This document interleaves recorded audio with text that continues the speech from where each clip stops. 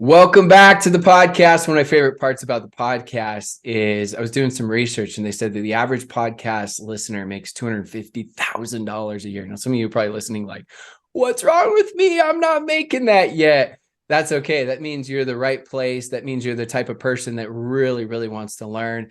And people that tune into podcasts usually binge listen to all of them. So whether you're listening to the podcast or you're watching this on YouTube, regardless of which platform you're on, you're tuning in to the right place. And I'm just so excited. I got my good friend Colten here, and I just want to tell you about Colten. First, did we first meet? Was it 8 years ago at GoPro? I mean, it was a little while ago. Probably, yeah, at least 7, 8 years ago. Yeah. So 7, 8 years ago, I remember going to lunch with you several times. I remember going down to, we stayed in contact. Then I went down to Cali. We all hung out, right? You and me. I think it was like Derek and a couple others. Maybe Kanoa was there. I'm trying to remember who was. Yeah, it was Kanoa, Jesse, Jake, yeah, a couple guys. Yeah. And then after that, I put him in my book, The Game of Networking, because he's the host with the most. The guy just understood the power of networking. And so he was one of those leaders that I really highlighted and put in that book. I almost forgot about that actually, because it's been so long. It's been a crazy journey. He's also one of the people I look to for, in general, just investments, super, super savvy. So we're going to have an interesting topic today. And before I'm going to tell them what the topic is so they know. And then after that, I want to hear, we'll just do rapid fire a little bit about you. But the topic today, we're going to talk about outsourcing your business, outsourcing your life to make more money. And we know money is like oxygen, and it fuels, hopefully, the right passions and dreams. If you're a good person, it can help you out tremendously, be a better one. If you're a bad person, then that sucks. Hopefully you're not listening to this podcast and you tune out as you go. But Colten, tell us a little bit, like, let's do rapid fire. How long you been in the awesome direct sales profession? Oh, sorry. I don't think you broke. Yeah, you. I want to know, how long have you been in the profession? How long have I been in? Yeah. So July this year, which is in a couple months, will be 11 years. Jeez. And I mean, how old are you now? I am 33. So I started when I was 22. 22. Yep. And it was the summer before my senior year of college, my last year. Wow. That's like crazy, crazy young. And when you win, were you like in right away, or were you skeptical, or were you like, did you know anything about the profession?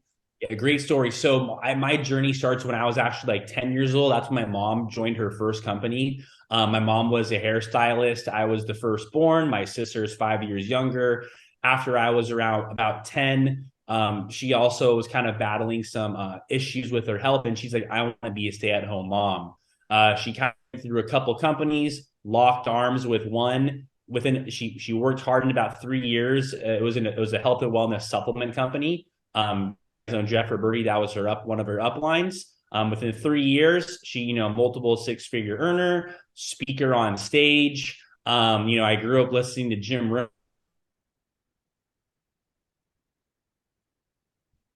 Sorry, you just cut out for just a second. You said you grew up listening to Jim Rohn, and you were talking about your mom, which I remember hearing you talk about your mom earlier in your career and how much she helped you, and you saw her and what she was doing. And I also remember, and I'll wait, as I know you're getting service coming back. You can jump back on if you can hear me if you want. But I also remember that you were an extremely... Are you there? There we go. So was that my bad? I don't know. It says yours was red, but then it cut mine off. So we just roll with it, and I'll have my peeps go through and help edit on the podcast. If you guys are watching on the YouTube, we may just roll with it and just go with it as we go. What's the last thing you heard? Last thing I heard is you talk about your mom, and you were listening to Jim Rohn and all that good stuff. And then I just started talking just about how I remember that story. And then I also remember how, for you, one of the things I remember is you were just a tremendous athlete, played volleyball, and you learned a ton of grit and determination from that. 100%. Yeah. So I went to college on scholarship for that, but so it was really difficult because I grew up knowing I was going to be an entrepreneur once volleyball was no longer an option for me. It ended way earlier for me because of an injury. I was on the USA training team. So I knew like right after college, I had offers to go play overseas in Europe and with the USA, but my joints were just so messed up. I was like, I need to take a year off. During this time, my mom finds a new product that happened to be a network marketing company. It was actually introduced to her by her doctor. She's going online and basically, my mom's like, you need to go to one of these meetings. And I'm like, oh my gosh, it's one of those things again. My mom's been recruiting me since I was like 10. So I was like never really into her specific company culture. I think for me, just because it was all moms. And I was like, I want to hang out with my mom and all of her friends. It was a very like mom driven culture. So, but basically the way that she got me to go to a presentation was in college, she paid my cell phone bill. And she said, if you don't go to this presentation, which is an hour from your house to learn about how this product works and, everything, I'm not paying your cell phone this month. And I was like, are you kidding me? That's how she always got me to do stuff when I was in college. So sometimes I wouldn't call her back for a couple of days and she just like turned my cell phone off and she goes, oh, you call me back real quick, huh? So good test for some, parents that have older kids out there. So went to my presentation. I was just like upset because it was a Saturday in the summertime. I want to be at the beach with my friends and it's like, 11 a.m. and I'm in a meeting with, a whole bunch of people wearing suits. And I just saw why the product worked. I saw the compensation plan. The guy sold me this vision, how no one owns this product. Everyone will. I get in early. And I just saw that nobody I knew owned it. And if I get in now, like I have a great opportunity. So I called my mom. I'm like, Mom, we're got to get rich. Like this is the thing. Like the product worked for you. No one knows about it. I have a massive network from sports and we're got to figure this thing out. I didn't have the money to get started. I was actually living in my friend's garage at the time to save some money on rent. I think it was like about $200 a month for rent in the ghetto of Long Beach, California. So I sell my guitar. I sell my Xbox to get some extra money. I'm a broke college kid, right? My birthday's in November. Christmas is in December. So I called 10 of my aunts and uncles. I say, hey, can I get a front on some birthday and Christmas money? 5 of them laugh at me. The other 5 are like, okay, here's $20. Here's $40. Basically, I put that money together from selling those things, borrowing from some extra birthday money, got my down payment to get involved in the business, sold my first customer after 7 months. I was working my first customer 7 months. My second customer took me another 6 months after that. So I always tell people I basically had one sale in my first 12 months. And I think the commission I got off that was $50. But for some reason, my mom, who's my upline, with that, and that was the last year of my college career. So I had time, but I didn't. I just knew that my network was broke college kids who wanted to go to college to get a 9 to 5. They weren't ambitious people. And I sell a health product. Most of them didn't spend money on health. So I had this great idea, which was great. I was thinking like, okay, I sell an expensive health product. Where do people hang out who spend $180 a month, which was like around our auto ship. And I was like, this light bulb went off. I'm like, oh, there's this gym called Equinox, which is like super high end. I mean, Kobe Bryant. So and they actually were recruiting me to work there. So I'm like, a year earlier, I'm like, I'm going to apply for a job there after college. I don't want to be a doctor anymore. I don't want to be a pro volleyball player because of all my joints. And I'm like, I'm going to work there to build a network of people. The one I chose was in Irvine, California. Kobe Bryant was a member there when he was alive. And it was like, everybody was like very wealthy. The average membership there was like $260 a month. I built a personal training clientele there. And and then long story short, within about 6 months, I'm working there full time, training about 30 sessions a week as a trainer. But I'm making, about $8,000 a month. Not the first month, but about 6 to 8 months in, my managers figured out why I was really there after about, a year. And they're like, hey, Colten, either, because I'm basically letting go of my personal training clients. I'm just like still there to meet people, to sell them my product. And also recruit some of the trainers, because I'm like, you guys are broke. You're like me, like you're not making money. Do this thing. Look how much money I'm making on the side. And they basically forced me to quit. They said, if you don't go back to full-time sessions, I dropped down about 10 a week. They go, we don't want you here. So I'm like, but that means I won't be able to ramp my business up. And I knew I was making more part-time than they were making as my manager. So I'm like, that doesn't make sense. So I quit. They didn't let me join as a member. I was like, I'm just going to join as a member, but they didn't let me join for about 6 months. But this was funny. So this is my whole network. This is before social media was big. It was 9 years ago. Yeah. This gym was a 5-story gym. It was more like a country club. And the second level, they did not own. There was a restaurant that owned the second level called Oliver's. So what I did, I became friends with the manager of Oliver's restaurants, gave her samples of my product, I helped her daughter out, and they had a conference room. And I said, can I rent this conference room from you? She gave me a massive discount. I think it was like $150 a night. So they won't let me be a member there. I can't work out in the gym, but I can hang out in the restaurant. And I can promote to all of my contacts that I'm having meetings there. So I started having a once a week meeting. We ended up getting to about 100+ people within about a year in that location. I recruited, and that's how I kind of built my base from that network of people. And then it was great because I was about a year older than a lot of my college friends. So I knew, I'm like, if I crush it my first year out of college, most people their first year out of college are like, where the heck do I work? And I knew that. So I'm like, if I crush it, I can recruit a ton of my buddies who all play volleyball, water polo, baseball to come work with me. And that's what I did. All my buddies who played sports at Long Beach State, water polo team, rugby team, they all started working with me. And then, I love working with athletes because they, like you said, they have the discipline. I know you played a lot of tennis.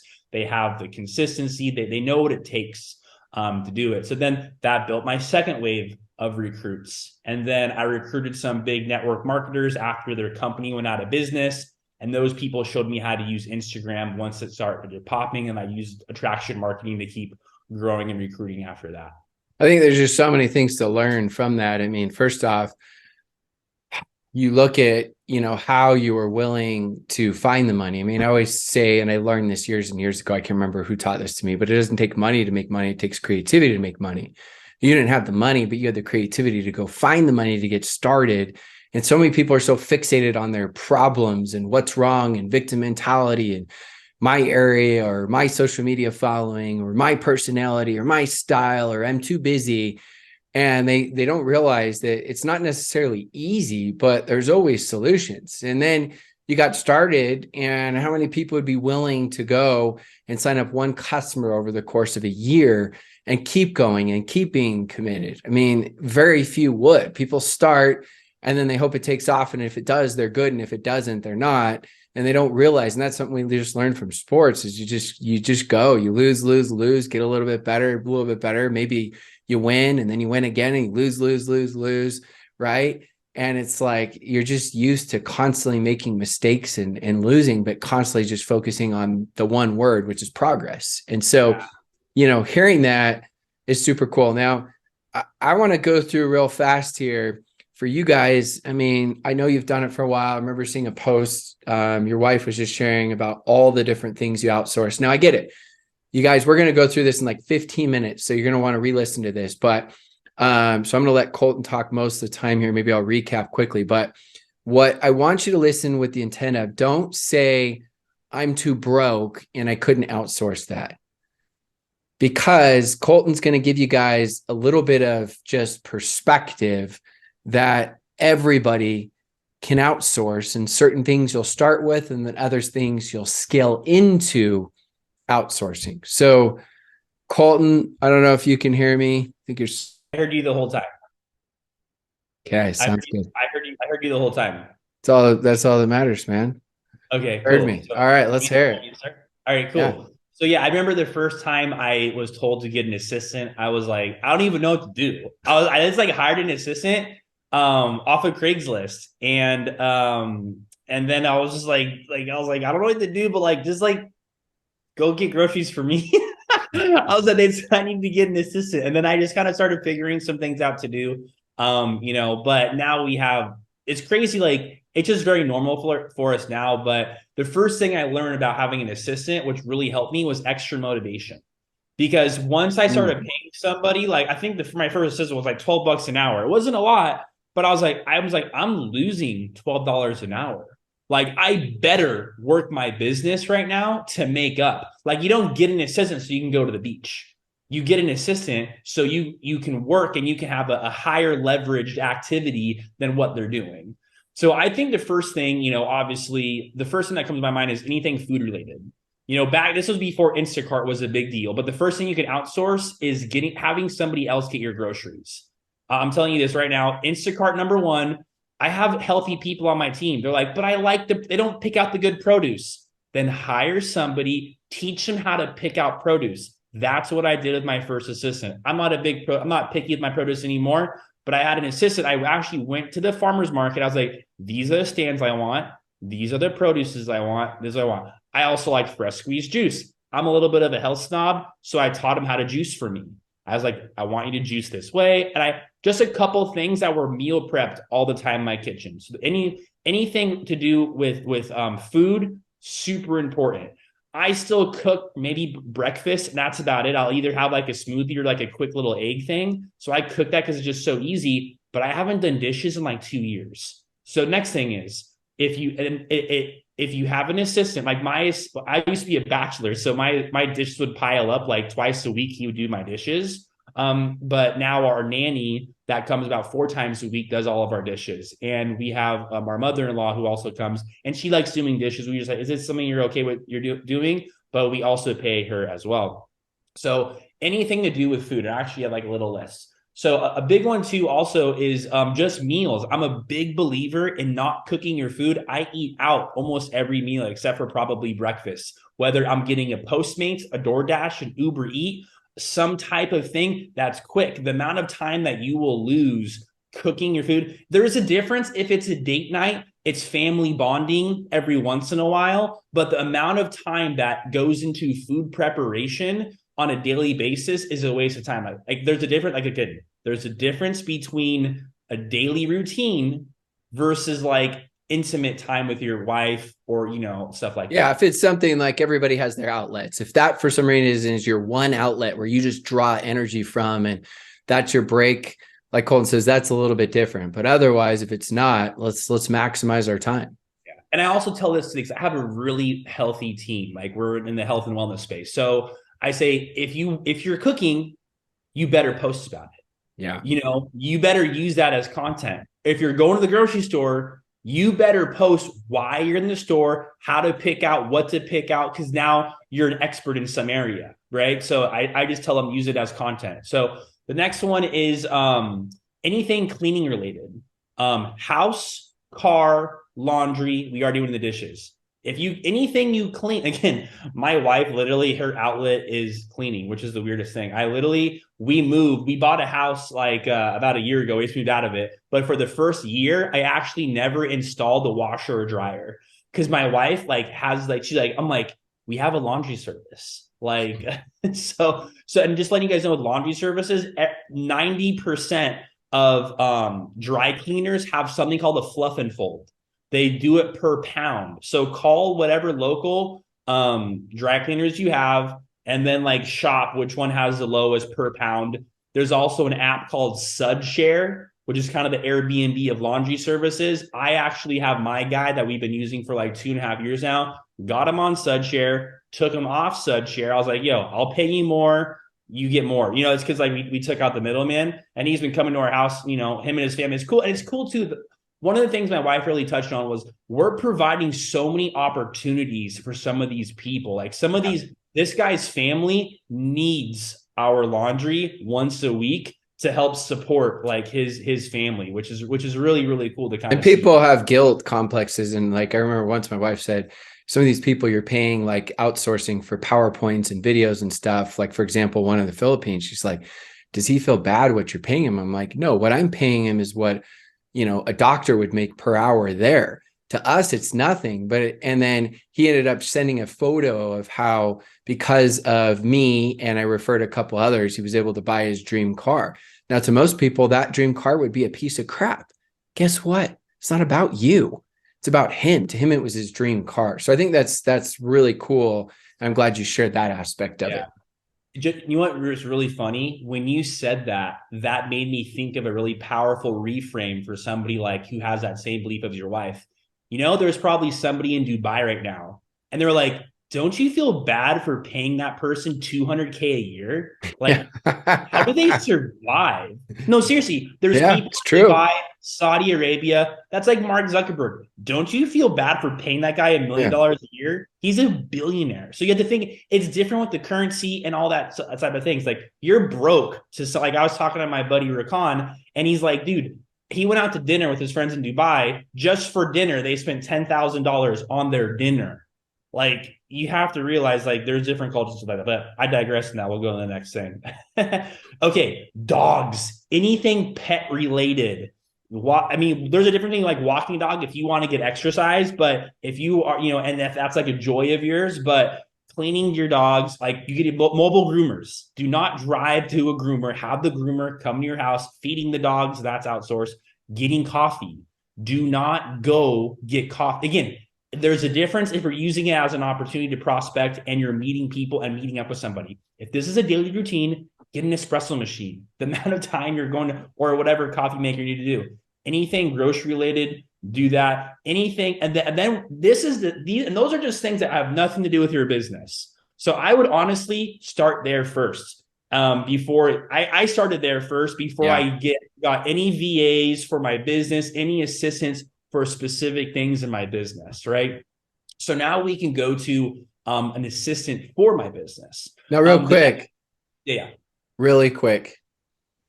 The person that's listening right now that says, yeah, but I can't afford to do any of that. What would you? I mean, I know what you're going to tell them, but tell them. Yeah, no, it's okay. And just to be honest, maybe you can't afford it, but what's happening is you're going to be stuck in the income you're at. Temporarily, yes, you maybe you can't afford it, but if you kind of maybe spend a little bit more for 1 month, 2 months, 3 months, it gives you the opportunity to really push into those income producing activities that you haven't pushed into. Some people know how to build their business. They're just not executing the activities they need to at the highest level. But let's say you spend a little bit of more money the first couple months, right? Let's say 90 days you do this. You're like, okay, I want to give it 90 days. You're able to 2x, 3x, 4x, 5x the amount of time you're putting in those activities, which is going to increase your income so much. And that's what happened to me. It was really stretching me. And to be honest, the first month, I probably lost money having all of these things outsourced. But by month 90 days in, now it's just it compounds. You know how like compound interest, there's also compound activity. Like you don't really see it the first month. You start seeing it 90 days out, but it's something you do over time. Like, imagine you're prospecting an extra 10 people a day, posting a couple more pieces of content. And this is a big one too. Energy. When I remember, I don't like doing laundry. My wife does. She gets energy folding clothes, doing all that. I just don't. I would do laundry like once a week, and I'm like drained. That I'm not even a positive person when you talk to me. So just like my energy levels was so much better. Like my positive outlook on life, not having to do the things I don't care about, gave me this advantage in my closing percentage. The way I was leading my team was it just exponential growth. I love that. That's good. I was always taught if someone can do it 80% as well as you, outsource it, unless you're drawing insane energy from it. And that's especially obviously business, non-business. I mean, you just become so deliberate. We know time's the most valuable thing we have on this earth. And if we know that, why don't we use it better? We just try to fill these voids and gaps to be busy. And comp plan doesn't pay based off busy. So real quick, rapid fire here for 4 minutes. Tell us business-wise, what are things we can outsource and should? Yeah, the first thing I would do is get a local VA. I recommend somebody inside of your team that's local to you. So that's what I've always done now because they understand the team dynamics, the culture, the things that need to get done.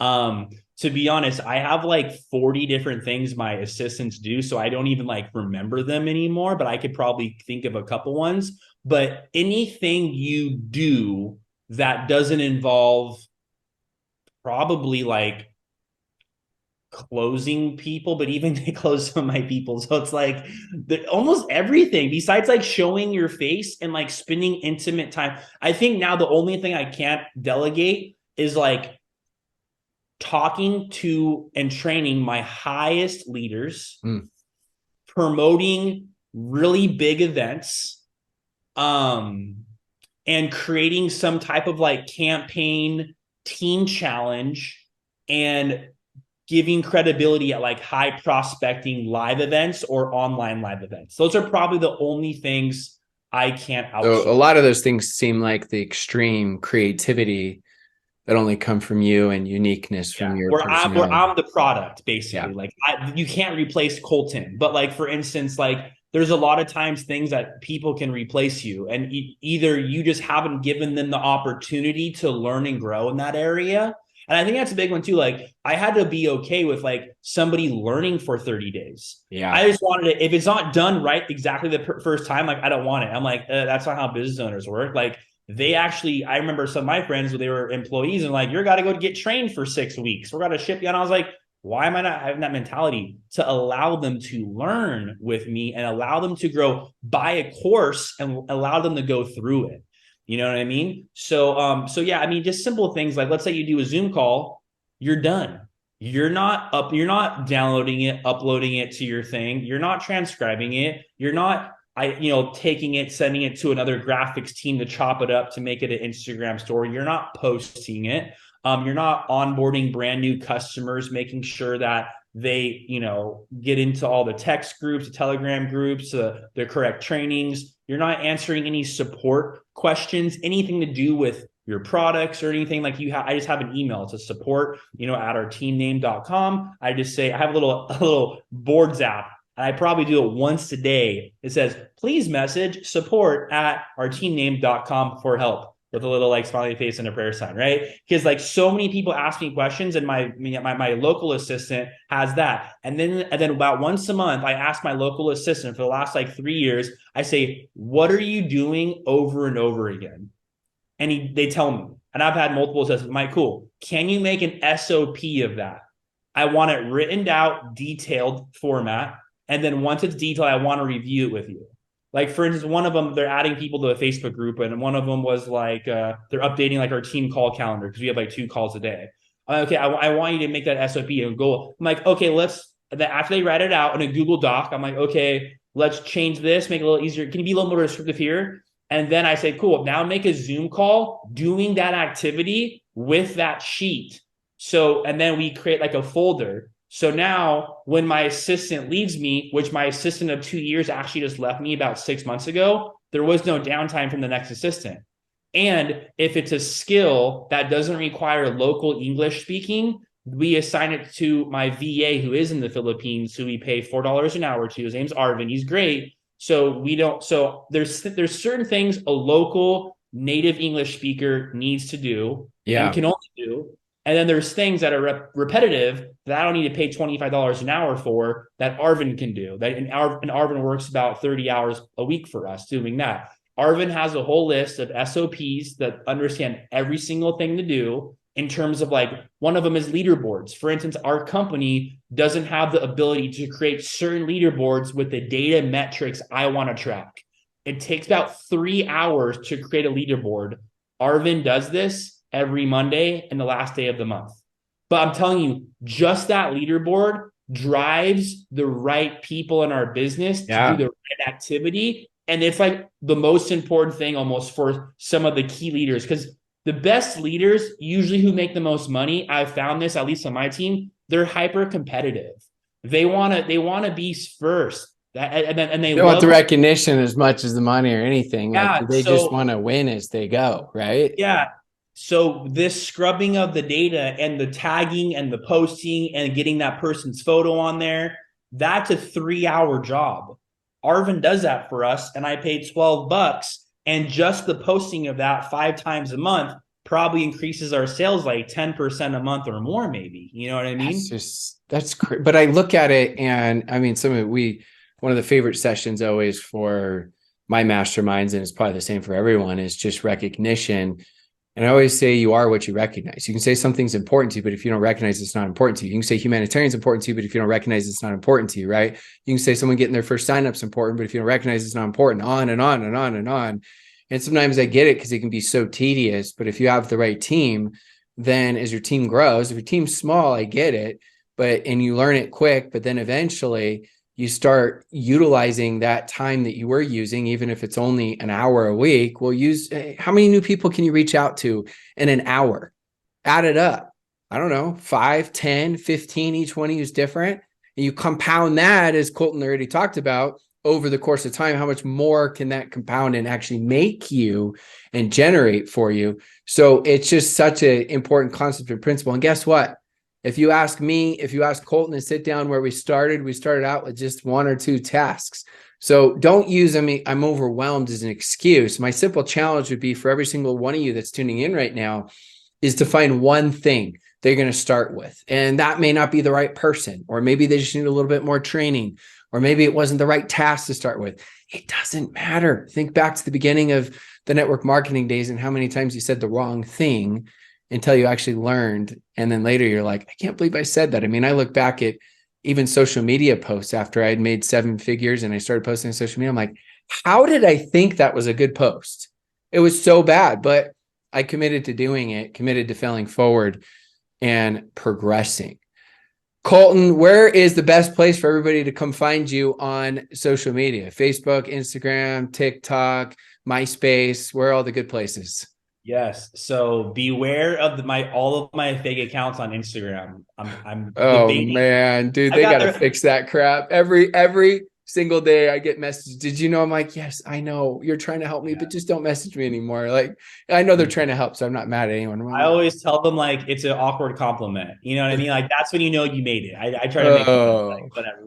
But yeah, so when you type my name in, it'll actually probably not even show my real account. So my real account right now, it probably doesn't even matter the followers because it's a podcast, but I think I am at 25.4 thousand followers. And it's hey, do you know the simplest way to spot a fake? Most simple way?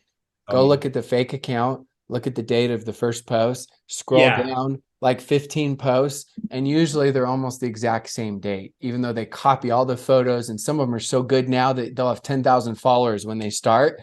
And you're like, Yeah. oh, it's legit, and it's not. And then they'll pitch you on some Yeah, I crypto got scam. 661 posts. And if you want to learn all about my life, scroll back because I got posts back when I was in college in here. I deleted the bad ones, but there's still Hey, I some remember like, those days, man. yeah, but it's at Colten. I'm a 10, not a ton. So Colten period. And then Echave, Echave. I'll repeat that. At Colten, Colten dot Echave. Love it. One of the best human beings, just good guy. I always love surrounding myself with people I know that I can just trust and count on, and you're absolutely one of those people. So Colten, thank you so much for coming on, sharing of your wisdom, and I hope that all of you take on the challenge of, at the very least, starting that outsourcing. And if you've already started it, keep outsourcing. Yes.